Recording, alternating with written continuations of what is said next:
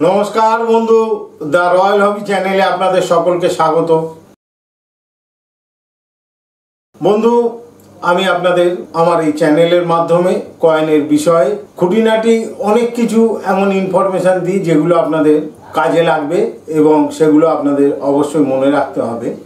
আজ আমি এমন কিছু কয়েন আপনাদের দেখাবো যে কয়েনগুলো মিন্টের বাইরে তৈরি হয়েছে। শুনে অবাক হবেন না বন্ধু, কারণ আমরা জানি ভারতের 4টে মিন্ট আছে যেখানে কয়েন ছাপা হয়, তার বাইরেও কয়েন ছাপা হয় এবং সেটা কিভাবে হয় সেটা আপনাদেরকে আমি আজ জানাবো। তার আগে প্রথমে আমার চ্যানেলটিকে সাবস্ক্রাইব করুন, আমার ভিডিওকে লাইক আর শেয়ার করুন, আর পাশে যে বেল বাটনটি রাখা আছে অবশ্যই ওটি প্রেস করে দেবেন, তার কারণ আমার সব ভিডিও আপনাদের কাছে সবার আগে পৌঁছানো অত্যন্ত জরুরি। তো আজ আমি আপনাদের এমন কিছু কয়েন দেখাবো যে কয়েনগুলো দেখলে আপনারা চিনতে পারবেন, না চেনার কিছু নেই। কয়েনগুলো মিন্টের বাইরে তৈরি হয়েছে এ কথা আমি বলেছি, কিন্তু সেই কয়েনগুলো আপনাদের সামনে আমি এখন এক এক করে তুলে ধরব। প্রথমে আমি আপনাদের যে কয়েনটি দেখাচ্ছি সেটা একটি সিসার কয়েন।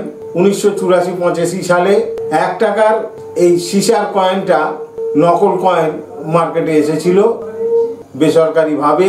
তো আমাদের একটু পিছিয়ে যেতে হবে। একটা সময় ছিল যখন এই 1 টাকা দিয়ে দোকান বাজার অনেক কিছু করা যেত, তাই সেই সময়ে দাঁড়িয়ে এই যে 1 টাকার কয়েনটা নকল কয়েন হয়েছিল, এটার হয়তো একটা মূল্য ছিল।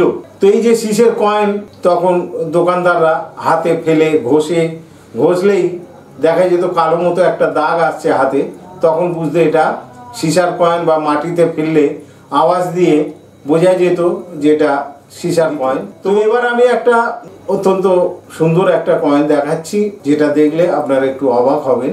ইন্দিরা গান্ধীর 1 টাকা। ভারতবর্ষে আজ পর্যন্ত এই ইন্দিরা গান্ধীর 1 টাকা আমরা দেখিনি, কিন্তু আমি দেখাবো একটা। অবশ্যই আপনারা এখন দেখুন ইন্দিরা গান্ধীর 1 টাকার কয়েন। তো বন্ধু, ভারতের কোনো মিন্ট থেকে আজ পর্যন্ত ইন্দিরা গান্ধীর 1 টাকার কয়েন মিন্টেজ হয়নি। তো এই কয়েনটা নকল কয়েন। তো 1 টাকার একটা নকল কয়েন ইন্দিরা গান্ধীর দেখলেন। এবারে আপনাদেরকে আমি আসল কয়েনগুলোকে কিভাবে নকল করা হয় সেই কয়েনের চেহারাগুলো আপনাদের দেখাচ্ছি। এই যে স্টিলের 1 টাকার কয়েনটা দেখছেন, দেখুন সাইডটা কোনো কিছু কাটার দিয়ে কেটে দেওয়া হবে, মানে এমনভাবে কাটা হয়েছে যেটা ফিনিশিং নেই, ফলে স্বাভাবিকভাবেই বোঝা যাচ্ছে যে এই কয়েনটা কেউ ইচ্ছাকৃতভাবে কোনো কিছু দিয়ে কেটে এটাকে ড্যামেজ করেছে, এবং হয়তো সে ভেবেছিল যে এই কাটা কয়েন মার্কেটে ভালো দামে বিক্রি হবে। হ্যাঁ, বিক্রি হয়, সেগুলো মিন্টেজের কারণে অনেক সময় এদিক ওদিক হয়ে যায়, শিফটিং হয়, কাটিং কয়েনও থাকে, কিন্তু সেই কয়েনের সঙ্গে এই কয়েনের কোনো মিল নেই। তো এরকমভাবে এই কয়েনটাকে কেটে তাকে ড্যামেজ করে সরকারি সম্পত্তিকে ধ্বংস করা হয়েছে। এবার আমি আপনাদের আসল কয়েন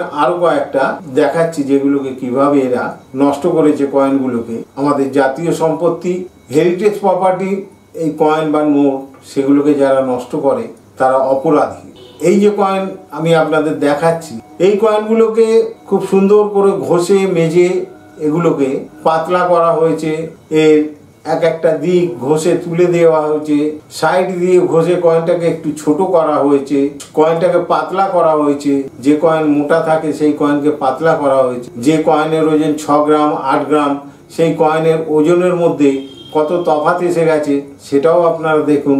এই যে এইভাবে এই কয়েনগুলোকে এরা নষ্ট করেছে, সেটা যেই করে থাকুক না কেন এটা ক্রিমিনাল অফেন্স। তো তারা হয়তো ভেবেছিল এইভাবে কয়েনগুলোকে ঘষে মেজে আমি যদি একটু এদিক ওদিক করে দিতে পারি হয়তো বেশি দাম পাওয়া যেতে পারে। কিন্তু বন্ধু, আমরা যারা এই ফিল্ডে কাজ করি, আমাদের হাতে কয়েন পড়লেই আমরা বুঝতে পারি সেই কয়েনটা আসল কিনা নকল কেন, আমরা এটা শিখেছি। আরও কিছু কয়েন আপনাদের দেখাচ্ছি 5 টাকার। দেখুন সেগুলো কিভাবে নকল করা হয়েছে। কোনোটা পিতল দিয়ে বানানো হয়েছে, কোনোটা কপার দিয়ে বানানো হয়েছে, কোনোটা নিকেল দিয়ে বানানো হয়েছে। তো এই দেখুন তার ওজনের কত তফাৎ, কত ভারী ভারী কয়েন।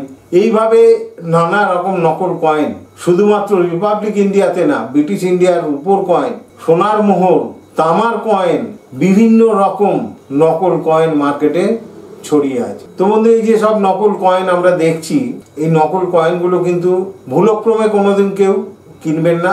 দোকান বাজারে হয়তো আপনাদের হাতে আসতে পারে, কিন্তু সেগুলো যদি পান রেখে দেবেন, কিন্তু সেগুলো আবার কাউকে দিতে যাবেন না। নকল কয়েন নিয়ে যদি কোনো চ্যালেঞ্জ হয় তখন কিন্তু যার হাতে সেই কয়েন থাকবে সেই কিন্তু দোষী সাব্যস্ত হবে।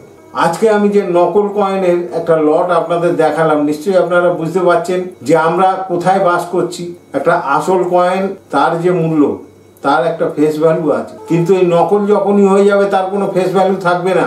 সেটা অনেক বড় একটা অপরাধ বয়ে নিয়ে চলেছে, এটা আমাদের মনে রাখতে হবে। আরও একটা কয়েন দেখুন, ব্রাশের 5 টাকার কয়েন, সেটাকে পাঞ্চ করে কিভাবে কয়েনের ডিজাইনটাকেই পাল্টে দিয়েছে। কি আশ্চর্যের কথা!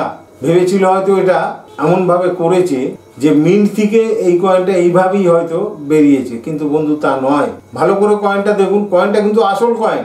দুদিকেই তাকে পাঞ্চিং করা হয়েছে কোনো একটা ভারী কিছু দিয়ে, যেটাতে কয়েনের ডাইসটাই আলাদা হয়ে গেছে। তো এই যে কয়েনটা, একটা তার মূল্য ছিল 5 টাকার, এখন কিন্তু 5 পয়সা তার মূল্য রইল না, তার কারণ এটা ফেক কয়েন হয়ে গেছে। তো এই ধরনের কয়েন যখনই হাতে পাবেন আপনারা রেখে দেবেন, না হলে হয়তো কাউকে দিতে গেলে তার সঙ্গে প্রথম তো ঝগড়া হবে, দ্বিতীয়ত এটা একটা অপরাধমূলক ব্যাপার, তাই সেটা থেকে আপনাদের সাবধান থাকতে হবে। আমি আজ আপনাদের যে নকল কয়েনের একটা লট দেখালাম, আপনারা দেখে অবশ্যই সাবধান হবেন। কোনোদিনই এই ধরনের নকল কয়েন যদি হাতে আসে তাহলে সেটাকে বিক্রি করার চেষ্টা করবেন না, তার কারণ আপনিই অপরাধী হয়ে যাবেন, তখন আপনার পাশে কেউ দাঁড়াবে না। তো বন্ধু, আজকের মতো এখানে শেষ করছি।